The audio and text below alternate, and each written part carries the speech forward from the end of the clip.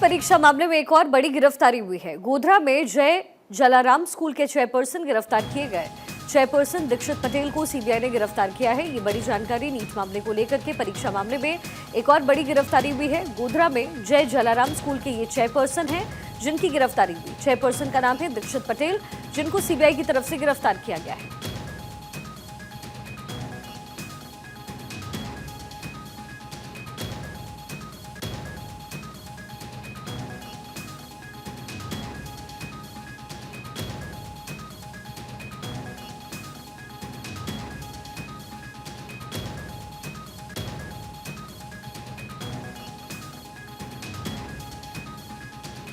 NEET परीक्षा मामले में एक और गिरफ्तारी है। गोधरा में जय जलाराम स्कूल के चेयरपर्सन की गिरफ्तारी हुई है। सीबीआई की टीम लगातार इस पूरे मामले में छानबीन कर रही है और ऐसे में एक तरफ बेऊर जेल में सीबीआई की टीम पहुंचकर आरोपियों से पूछताछ कर रही है, वहीं गोधरा में जय जलाराम स्कूल के चेयरपर्सन की गिरफ्तारी भी इस पूरे मामले को लेकर के हुई है।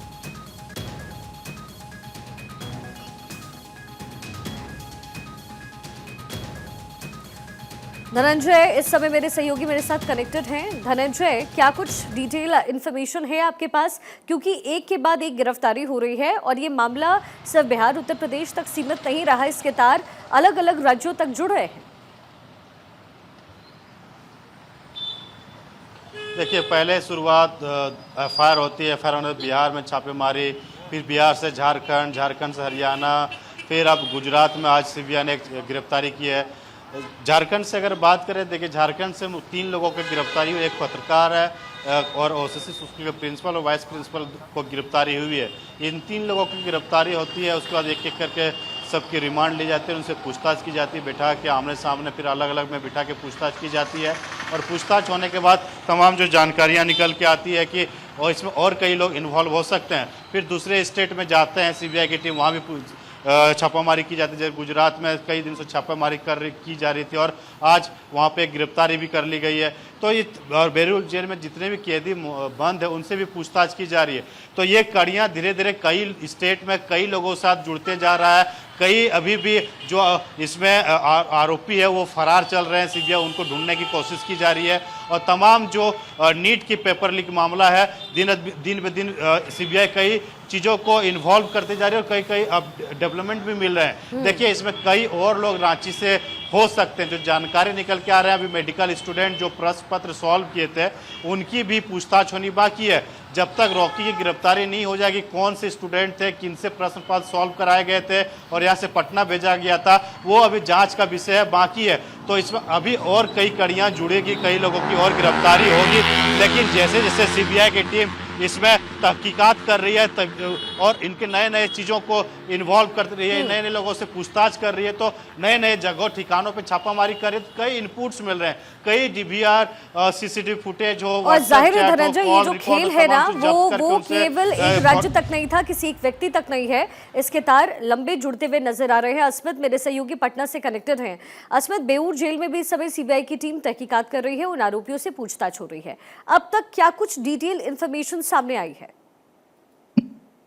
बिल्कुल शिखा, देखिए आज दूसरा दिन है और पटना के बेऊर जेल में 13 अभियुक्तों से आज भी पूछताछ जारी है सीबीआई की। इसके पहले हजारीबाग से जो ओएसिस स्कूल के प्रिंसिपल हैं और वाइस प्रिंसिपल और एक पत्रकार, ये 3 ऐसे शख्स थे जिन्हें सीबीआई वहां हजारीबाग से लेकर के पटना पहुंची थी और तीनों का कल जो है मेडिकल करवाया गया और कल ही इन तीनों को रिमांड पर 5 दिन का रिमांड मिला है और 5 दिन के रिमांड पर सीबीआई की टीम अलग अलग सवाल पूछ रही है। और सबसे अहम ये हो जाता है कि चिंटू और मुकेश, ये 2 ऐसे शख्स हैं जिससे पहले ही रिमांड पर लिया जा चुका है और चिंटू और मुकेश के सामने बैठाकर वहां के प्रिंसिपल, वाइस प्रिंसिपल और पत्रकार को सामने बैठाकर वहां पर बातचीत हो रही है।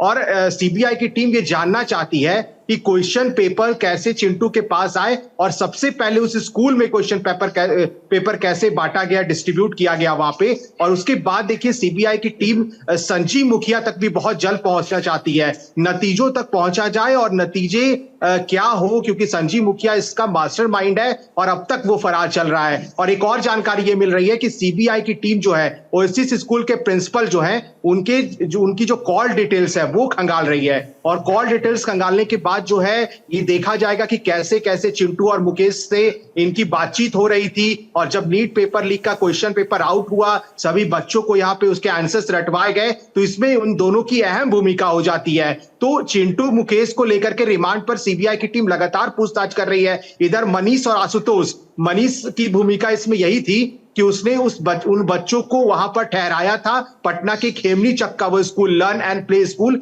जहां पर बच्चों को रात भर रखा गया। और फिर जो आशुतोष था उसी के नाम से वो स्कूल था, लीज पे स्कूल था। दोनों ने एक दूसरे की मदद की और यही कारण है कि सीबीआई उन सभी को गिरफ्तार करके पूछताछ कर रही है। और सीबीआई की तरफ से ये कहा भी जा रहा है कि बहुत जल्द जो है वो संजीव मुखिया तक पहुंचेंगे, क्योंकि उनके तार सिर्फ बिहार ही नहीं, झारखंड, यूपी, महाराष्ट्र जैसे राज्यों में भी फैला हुआ है। तो बहुत जल्द नतीजों तक पहुंचने के लिए सीबीआई के एक्शन लगातार जारी है। सिका बिल्कुल। और अभी हमने देखा है कि गिरफ्तारियों का जो दौर है उसकी शुरुआत जब भी हुई हो, लेकिन एक के बाद एक ये तार जुड़ रहे हैं और धनंजय भी लगातार कनेक्टेड है। धनंजय, इस पूरे मामले में सरकार की तरफ से एक्शन लिए गए, हमने देखा कई राज्यों में सरकार ने स्ट्रिक्ट रूल बनाए, इसकी शुरुआत उत्तर प्रदेश से कर दी गई है। बड़ा सवाल ये है कि झारखंड हो, बिहार हो या फिर कोई और राज्य हो, सबसे बड़ी चीज़ ये है कि ये धांधली कोई ऐसा नहीं है कि पहली बार हुई है, ये होता रहा है, पता इस बार चला है, ये बड़ी बात है।